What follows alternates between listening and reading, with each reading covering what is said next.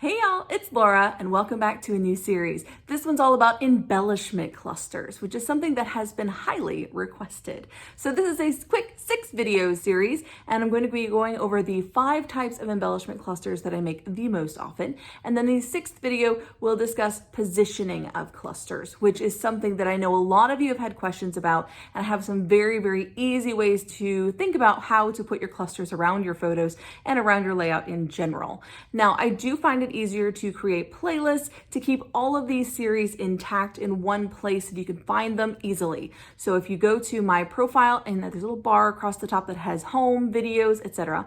And one of them is playlists. And if you click on it, you can find each of my series all compacted into one nice little clean list, which I adore.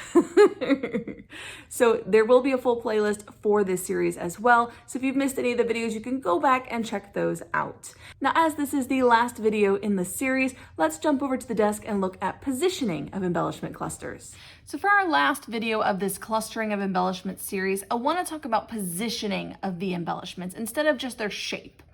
So this is pretty much focused on where you put them on the layout.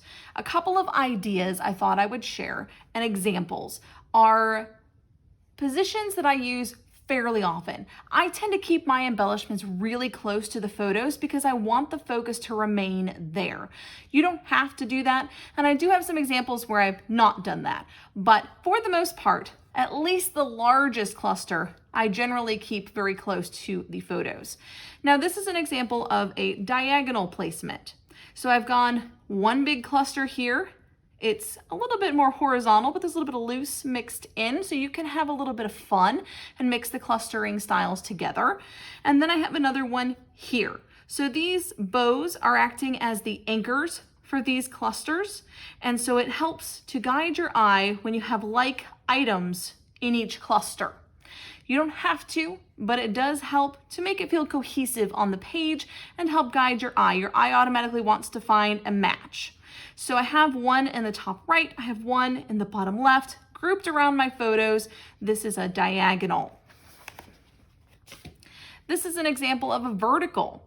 So I actually have one large cluster here at the top. I have a long cluster down the side. So all of my embellishing is from top to bottom. Now, is it slightly diagonal? Sure is. I do that very often, but the majority of the embellishments come straight down from top to bottom. So you can absolutely just line up your photos along one long strip and just embellish down the side. This is an example of a horizontal. I have a large cluster on the left and a large cluster on the right and a smaller cluster underneath. The majority of my embellishing comes right across the center of the page, but that's where my photos meet. So it's a perfect placement to make sure that both photos are within your visual range. That's what's going to grab your attention. Everything is gathered around the photos.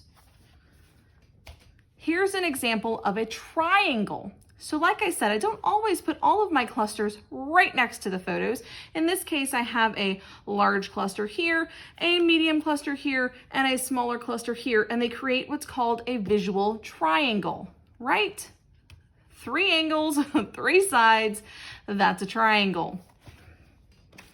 I'm throwing this one in just as a little added benefit. One of my favorite ways to cluster embellishments is in reference to their size. I do something that's called Goldilocks Clustering. That is what I have named it, because I can.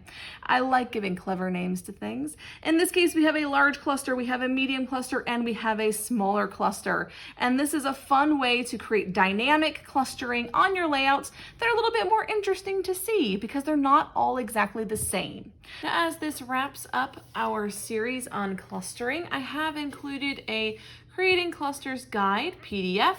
This has each of the clusters defined with examples, close-up pictures of the clusters from the video so that you can use this and add it to your portfolio to give you some ideas and inspiration. So this will be available on my blog at acraftedstory.com. And I will also put the link to the download in the comments below. So it's very easy for you to get your hands on. I hope this was helpful, guys.